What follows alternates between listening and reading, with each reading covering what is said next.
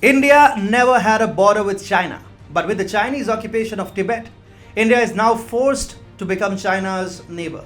Japan didn't exactly have a great relation with Taiwan, but with China's hostilities on a rise, Japan is forced to become China's bête noire in the region.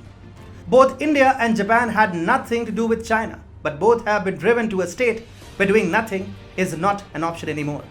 While Japan is signing one deal after another to choke China economically, India has turned the Indo-Tibetan border into a fortress after vanquishing China in the Galwan Valley clash last year. China wants to retain Tibet. China wants to conquer Taiwan.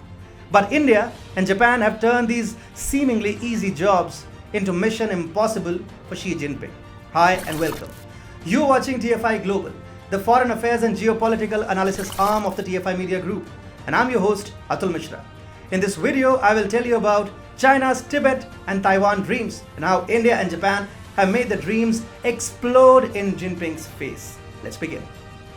For a very long time, China has tried to keep India embroiled in the South Asia region by directing a threat of a two-front war. However, in recent times, India along with Japan have created their own dual front in the larger Asian geopolitical space to contain China and Xi Jinping. While on one hand, India is reinforcing its Himalayan borders and at the same time coming out in open for its support of Dalai Lama and Tibet, on the other hand, Japan has come out in full support of Taiwan and is working on economic and strategic cooperation with like-minded countries in East and Southeast Asia. Tibet is one of the largest storage of fresh water and provides a good strategic position vis-a-vis India. On the other hand, China also holds that the union with Taiwan is of paramount importance. However, both India and Japan have upped their ante and come out in support of Tibet and Taiwan respectively. For a very long time, successive Indian governments have maintained an arm's distance from the Dalai Lama and the issue of Tibet's independence. However, Indian Prime Minister Narendra Modi has changed his course and called the Tibetan spiritual leader and wished him on his 86th birthday.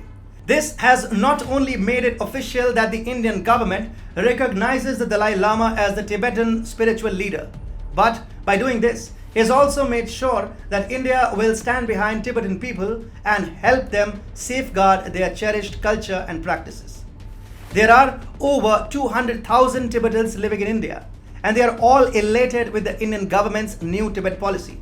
Make no mistake, Prime Minister Narendra Modi and at least two senior ministers of his cabinet extending greetings to the Dalai Lama is no less than a massive policy shift when it comes to Tibet.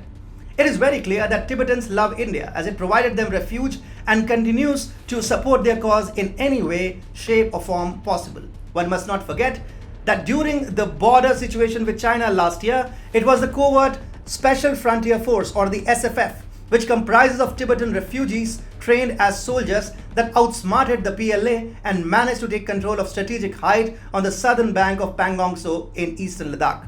In a bid to show its iron fist to China, India has redirected at least 50,000 additional troops to its border with China.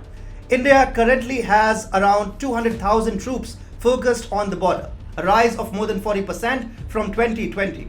On the other hand, Japan is also giving sleepless nights to China, and Beijing is just not able to realize how it can deal with both these countries, which are increasing their diplomatic offensive with great synchronization.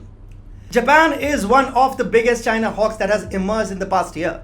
Chinese aggression in the East China Sea and in the Senkaku Islands has convinced Tokyo that Beijing's intentions are devious and that it must take a lead role in securing the region.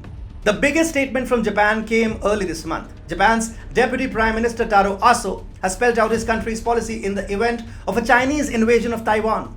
While delivering a speech in Tokyo on Monday, Japan's second-in-command was quoted as saying, if a major incident happened over Taiwan, it's safe to say that it would be related to a situation threatening the survival of Japan. If that is the case, Japan and the US must defend Taiwan together. He added, we need to think hard that Okinawa could be the next.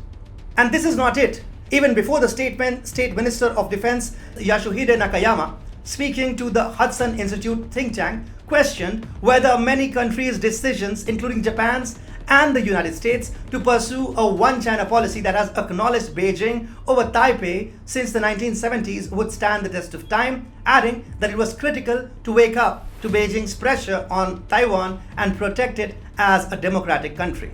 This is coming at a time when the USA is shying away from publicly coming out in support of Taiwan. Indo-Pacific Coordinator Kurt Campbell on 6th of July made it clear that the United States of America does not support Taiwan's independence. When asked about the USA's relations with the island nation, which China claims to be its own province, Kurt Campbell said, "We do not support Taiwan independence."